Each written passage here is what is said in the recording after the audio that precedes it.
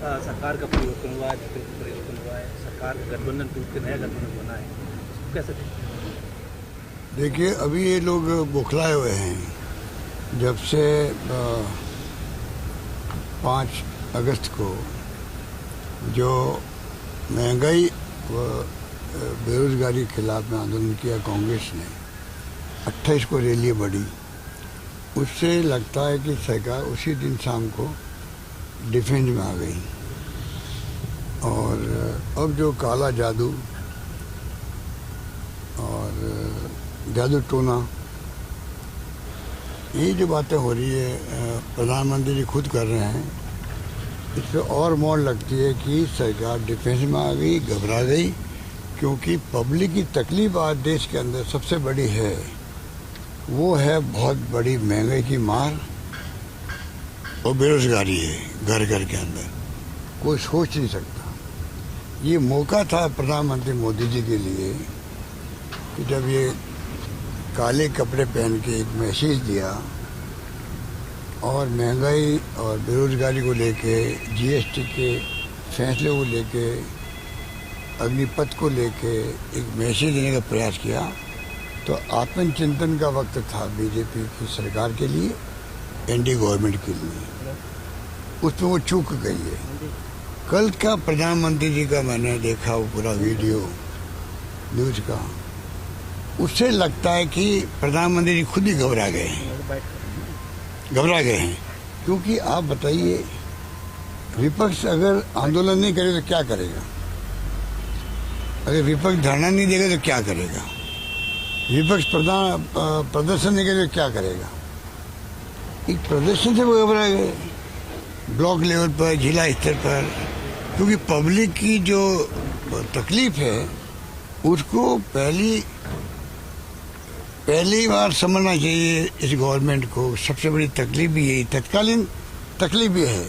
तकलीफें तो कई तरह की है, लोकतंत्र बर्बाद हो रहा, खत्म हो रहा है, संविधान की धज्जियां उड़ रही है देश के अंदर, ईडी, इनकम टैक्स, सीबीआई के छापे बढ़ रहे हैं, और ऊपर से सुप्रीम कोर्ट ने मौन लगा दी है ईडी के जो कानून बना उसके ऊपर। वो मोहर बहुत खतरनाक मोहर है। वो पता नहीं ईडी को आतंक करने का और कितना बड़ा मौका मिलेगा, वो सोच नहीं सकता है। मेरा मानना है कि जो मेरा अनुभव है, अब धीरे धीरे ईडी के ऑफिसर भी, उससे ज़्यादा सीबीआई के ऑफिसर भी और इनकम टैक्स ऑफिसर भी अब इनके बड़े नेताओं का हुक्म मानने वाले नहीं है। धीरे धीरे ये समझ गए हैं कि हम जो क्रेडिबल एजेंसी हैं देश की, हमारी जिम्मेवारी पहली देश के प्रति है, देशवासियों के प्रति है। अगर हम ऊपर के इशारे से जुल्म करेंगे, अन्याय करेंगे, अत्याचार करेंगे, तो हमारी आत्माएं भी गवाही नहीं दे रही है और इतिहास हमें माफ़ नहीं करेगा। आप धीरे धीरे देखना कि जाएंगे वो फॉर्मेलिटी करने के लिए, ऊपर के आदेश है, क्योंकि नौकरी करनी उनको, पोस्टिंग लेनी है, परंतु वो लोग समझते हैं कि हम गलत काम करना आए हैं। सच्चाई का कोई विकल्प नहीं होता है। अल्टीमेटली उनको अपने आप को बदलाव लाना पड़ेगा, मेरा अनुभव कहता है, चाहे वो सीबीआई वाले क्यों नहीं हो, इनकम टैक्स क्यों नहीं हो। हाँ, कानून अपना काम करे, उसके लिए कोई बड़ा नहीं है, छोटा नहीं है, सबके लिए कानून बराबर है। पर जिस रूप में ये कुछ भी किया जा रहा 8 साल से, अब 8 साल के बाद में आप देखेंगे बदलाव आएगा। उसकी जो भनक मिली है वो मिली है बेरोजगारी और महंगाई, जीएसटी और अग्निपथ का फैसला। इससे देश हिल गया है। लोग डर के मारे बोल नहीं रहे हैं, युवा नहीं बोल पा रहे हैं, मुकदमा दर्ज हो जाएगा, नौकरी में वो लेगा नहीं हमें। ये तमाम बातें अपनी जगह है। अब जो आपने कहा कि बिहार के अंदर जो हुआ है उसको आप क्या कहोगे? वो शरद पवार कह चुके हैं, क्योंकि जब गठबंधन बनते हैं और जिस प्रकार कल कहा गया कि हमारे साथ धोखा हुआ महाराष्ट्र में, इसका बदला हमने ले लिया, तो गोवा में कौन सा धोखा हुआ था, मणिपुर में कौन सा धोखा हुआ था, कर्नाटक में कौन धोखा हुआ था, मध्य प्रदेश में कौन धोखा हुआ था। तो आप समझ सकते हो ये खुद धोखेबाज लोग हैं, इनका लोकतंत्र में कोई यकीन नहीं है, खाली मुकुटा पहने हुए लोग हैं। आरएस और बीजेपी तिरंगा झंडा नहीं लगा रही थी 50 साल तक, आप सोच सकते हो। अब गांधी को अपना रहे हैं, सरदार पटेल ने आरएसएस पे बैन लगाया था, उसको अपना रहे हैं। तो ये सत्ता में आने के लिए, सत्ता में बने रहने के लिए किसी भी हद तक अपनी सोच को बदल सकते हैं। आप कल्पना कीजिए, चाल चरित्र चेहरा कोई जमाने के अंदर इनका नारा हुआ करता था, अब इनकी चाल बदल गई, इनका चेहरा बदल गया और इनका चरित्र बदल गया है, पूरा देश जानता है। अब भी मौका है मोदी जी के लिए, ये झटका जो कांग्रेस ने दिया है काले कपड़े पहनने का और पहन करके मैसेज देने का देशवासियों को। प्रियंका गांधी को जिस प्रकार उठा के ले गए, एक महिला को, राहुल गांधी को जिस प्रकार अरेस्ट किया गया और पूरे देश के अंदर लोगों ने अरेस्ट दी है, हमारे कार्यकर्ताओं ने, जनता जो साथ में जुड़ती जा रही है। उसी दिन शाम को जब अमित शाह जी का स्टेटमेंट आया राम मंदिर को लेके, काले प्रदर्शन को लेके, तभी आप समझ जाओ कि सरकार शाम तक इतनी घबरा गई थी, उनके पार कहने कोई बात बची नहीं। अमित शाह जी का कमेंट और मोदी जी का कल का कमेंट, उससे अंदाज लगा लीजिए सरकार कितनी बड़ी घबराई हुई है। सर, एक और बात प्रधानमंत्री ने कही थी कि मुफ्तखोरी और जो फ्री फंड की बात करी कि वो अब जमाना नहीं है, लेकिन जो संसद में बात होती है तो कह रहे हैं कि हम 80 करोड़ लोगों को फ्री फंड में खाना दे रहे हैं। ये प्रधानमंत्री जी की कतनी में करनी में अंतर है। ये वो जब 6-6 हजार रुपये दे रहे थे साल में 3 किस्तों में, किसान को दे रहे हैं, फ्री गेहूं बांट रहे थे, सारी सब्सिडी दे रहे हैं वहाँ हर स्कीम के अंदर, चाहे केंद्र हो चाहे राज्य सरकार हो। अगर आज जमाना आ गया है, उसको मैं जोड़ता हूँ महंगाई से, कोरोना से। कोरोना के बाद में जो माली हालत खराब हुई है, पत्रकारिता की तनख्वाहें कम कर दी गई है, नौकरी निकाल दिया गया उनको। जब पत्रकार कौम को निकाल सकते हैं तो प्राइवेट सेक्टर ने कितने लोगों को निकाला होगा?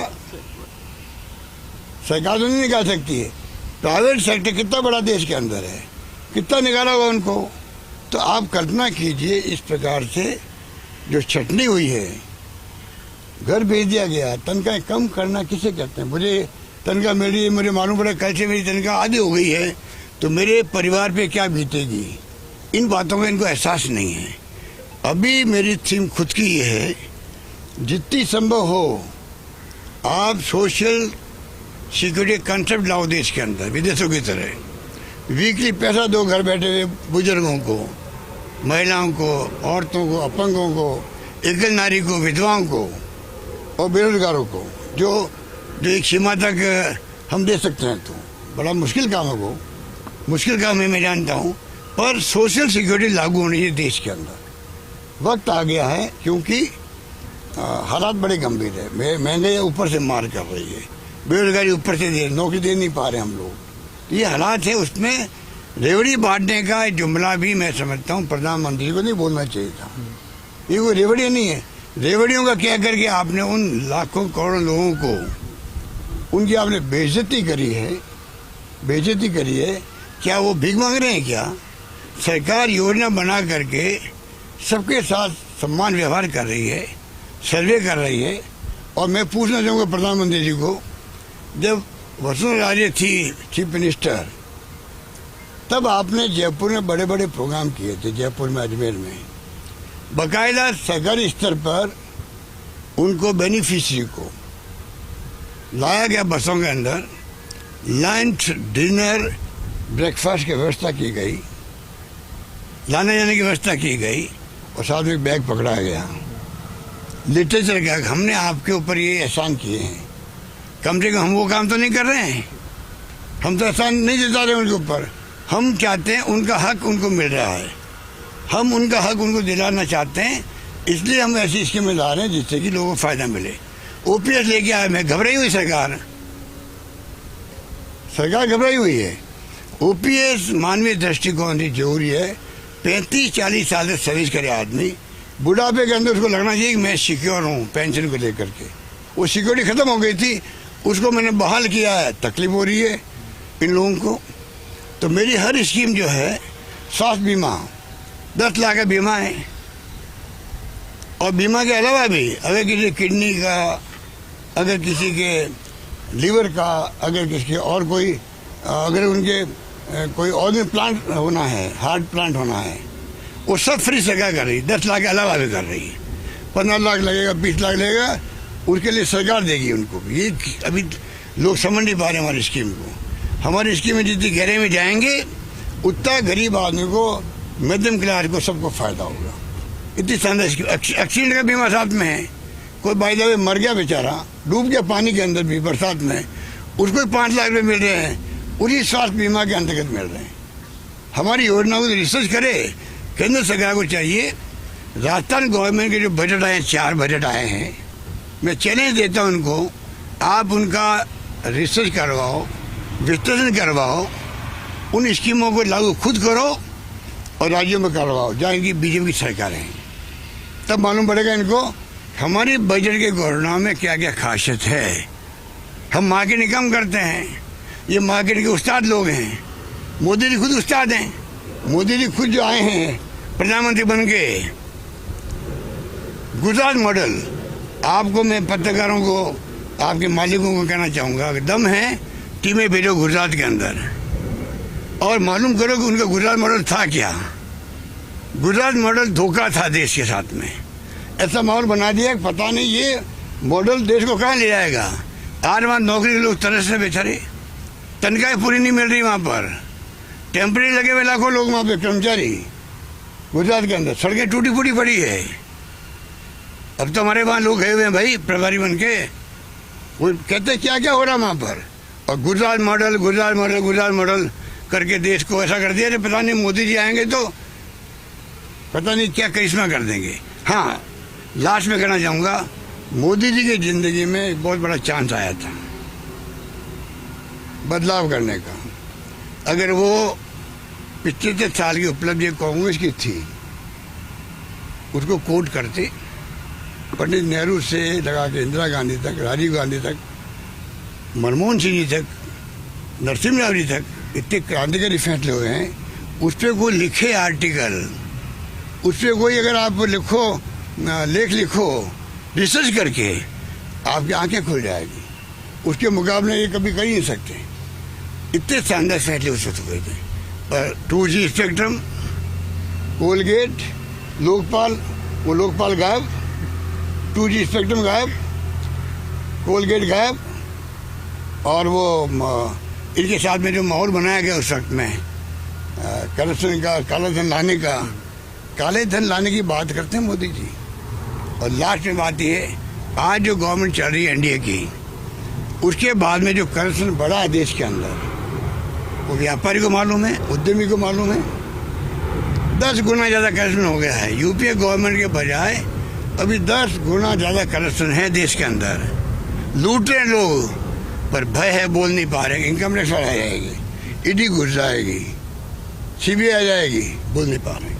सर, ईआरसीटी को लेकर मध्य प्रदेश सरकार से आपकी बातचीत भी हुई, ईआरसीटी को लेकर एक वार्ता भी हुई है, क्या रहने जा रहा है वो?